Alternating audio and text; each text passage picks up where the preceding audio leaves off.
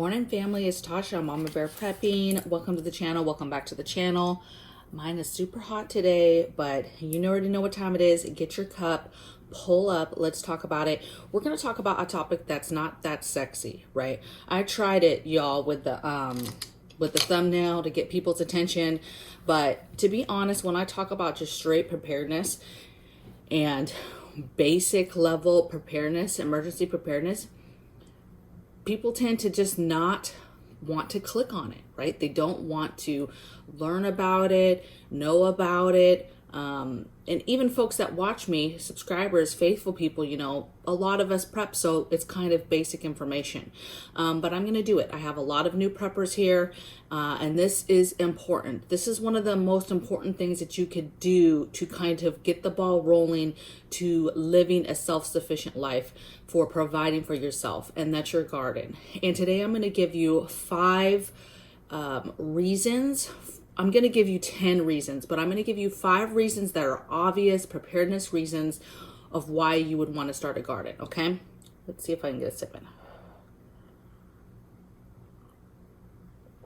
Ooh, hot. And then I'm going to give you 5 reasons, more of like the dynamic of what's going on now and why it's so important now in today's world for starting a garden.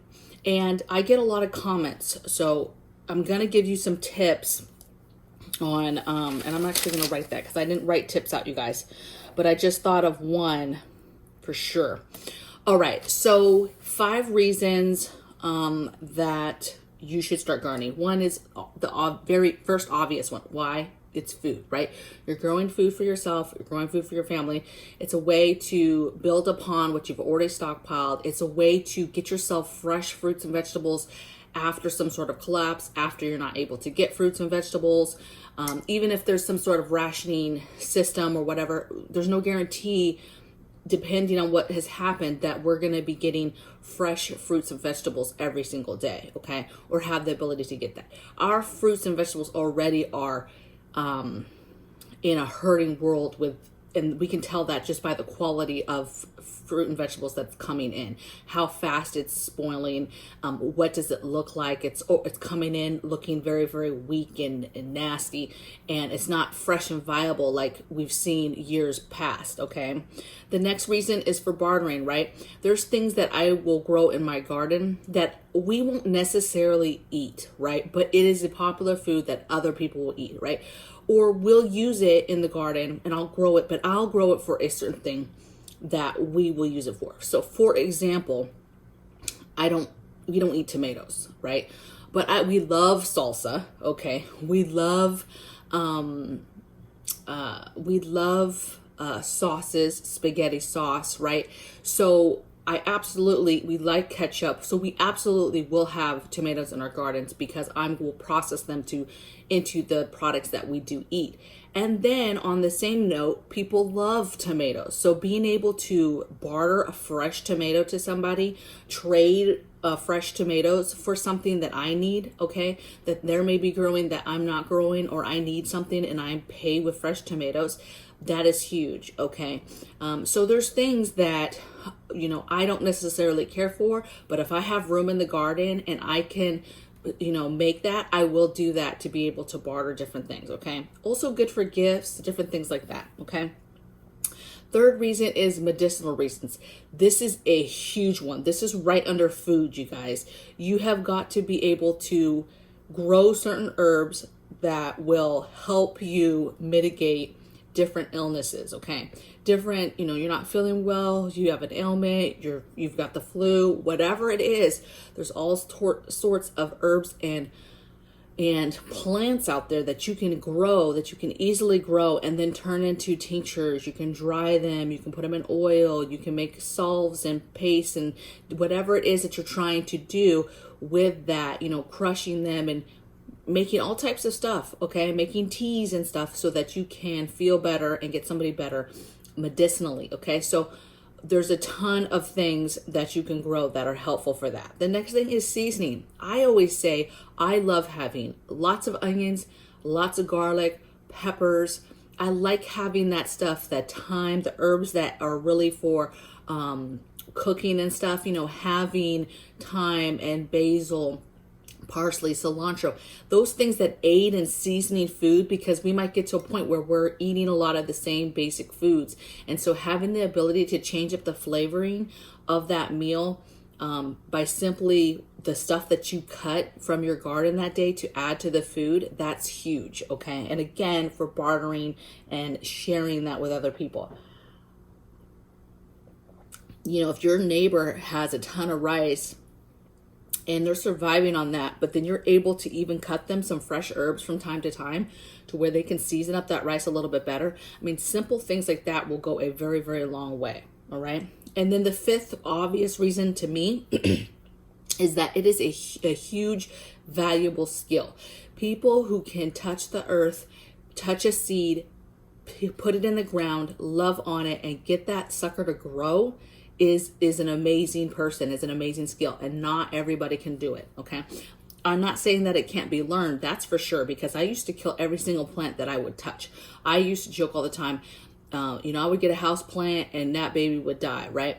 But now I have tons of plants that are thriving in my house. I'm still not Midas with it, right? I still have stuff die. I started the patio garden this last year and it has thrived. Yes, there's a couple things out there that did not thrive. So it's not 100% thing, but it's definitely a skill. You have farmers out there who are so good at what they do. That skill is invaluable, okay? They know everything about the soil, how it works, temperatures, you name it. There's a lot of knowledge out there. And so it is a skill. It is a knowledge set that can be learned, but it is super important. And during any kind of total collapse, any kind of major event, that is going to be valuable, okay? The point that you can grow stuff. Okay, you guys. Now I'm going to give you 5 reasons today why it's important right now. The threat of war, okay? It is no secret that the stuff with Ukraine and Russia is going on, China behind the scenes. Those are things that I'm watching. And the threat of war is definitely a reason why you would want to start a garden, okay? Bad things start to happen, right? If a total collapse happens because of war, the dollar goes away, food goes away. We're not getting supplies that we normally get, right? We're not getting those imports anymore, right? We're not getting the meds. We're not getting food that we get from overseas. A lot of that stuff ceases, okay? And so there's a lot of stuff that would happen just with some sort of war going on. Even a low-level war going on is bad news, okay? And it's just another reason why you want to be working towards self-sufficiency, so that when things start to fall back that you're not able to get, your family is okay. You're okay. You can make it, okay? Next thing is food shortages, right? I just mentioned a minute ago that supply chain disruption, the issues with the supplies that we have coming in. The first problem is that we have a lot of stuff that we depend to come in, right? To feed us, to get to us. And now we have shortages already.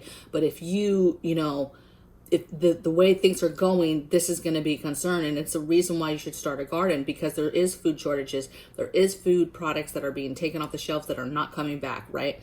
And you want to have a way to, again, bolster that food that you have, that you're stockpiling, food that you're still being able to get from the store. But then if the day comes where stuff starts disappearing, you're okay. You've got the stuff you stockpiled. You've got this garden going that can help to build upon, okay? Next thing is medical shortages. Again, I talk about that. That really is the threat of war. Or if anything happens to those countries, even like right now with the virus, takes them out. They're not able to do things. They're not able to send stuff out. The products are not able to be made. And so that affects us, and you need to start a garden. So, because it's super important. I said the 2 major things was food and medicinal reasons. And if you can't get meds, you can't get over the counter stuff, you can't get vitamins, those things are in short demand or altogether gone, you have to have a way to be able to treat yourself for different things.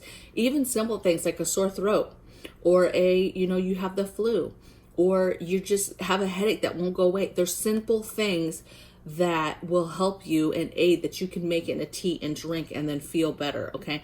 And you do that by having a garden with specific herbs in it, okay? Do your research and get certain things in your garden. Next thing is, and listen, a lot of people, I know you have gardens. I know for a fact you have gardens, you started growing, but really, really, I cannot urge you enough to really take a look at your garden, take a look at your space, and really start getting more herbs into your gardens, okay? Start thinking specifically medicinal herbs. What are the things that are natural antibiotics? What are the things that specifically help with certain everyday things that happen to you and your family medically, okay? The next thing I have is healthcare mandates, okay? So the obvious, if more and more mandates come, right? Hey, you can't go here, you can't travel here, you can't get food, okay? That's going to be an issue. Even if that is not an overreaching everybody across the board, but it becomes a, individual companies say, look, you cannot enter my store without a passport.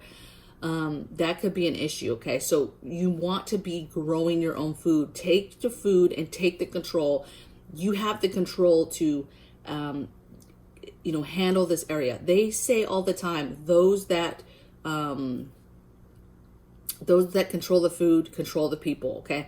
If you don't take that dynamic for yourself and get your own control back, get your own food growing, then yes, the ability is there for you to possibly be manipulated, or not even manipulated, but in a position where you now have to depend on somebody else and a level of control of them controlling you so that you then can get food on the table for your family, okay?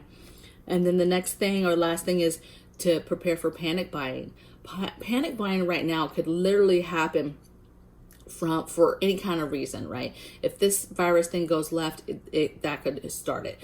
Any kind of threat of war or even the rumblings of war will start it. Any kind of economic collapse, major economic stock market collapse, banks closing, anything major like that, crime through the roof, can't go outside, purge situation, grid down, blackouts, CME attack, solar storms, regular weather, all of those things could happen, right? And so it's important to stockpile food, because any of those things happening is just a recipe for panic buying to ensue. And a lot of those, the food would not come back, anytime soon. Okay.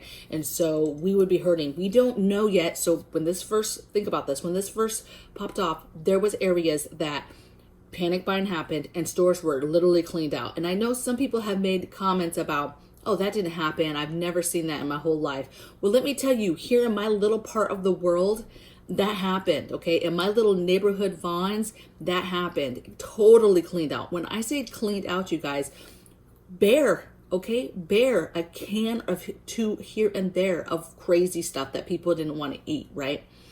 And lines around the store, to pay. Insane, okay? So it can happen. The problem now is if that happens again, we are in trouble because of our current supply chain situation, okay? We don't have the backups to just be able to fill that store again in a couple days or even a couple weeks, okay? So we're going to be sitting in a very dangerous place if something happens that piques people's attention enough for panic buying to ensue. That starts, and then that garden will become so important to you because that could possibly be the only way you're getting any kind of fresh fruits and vegetables and items to eat, okay? So again, I know this topic is that's not sexy. Okay, I get it. I hope that I get enough people to watch it. Please share the video, right? Share it out. I know, again, I get it. A lot of people are like, I don't care about this. I know how to garden. I've been gardening. I know all this stuff already. But we have a lot of people that are new to prepping, that are brand new. And when you say things to them like, hey, get rice, get beans, start a garden, get a generator, get your, Faraday cage, we say, get your batteries and your emergency preparedness and get your backup cook source.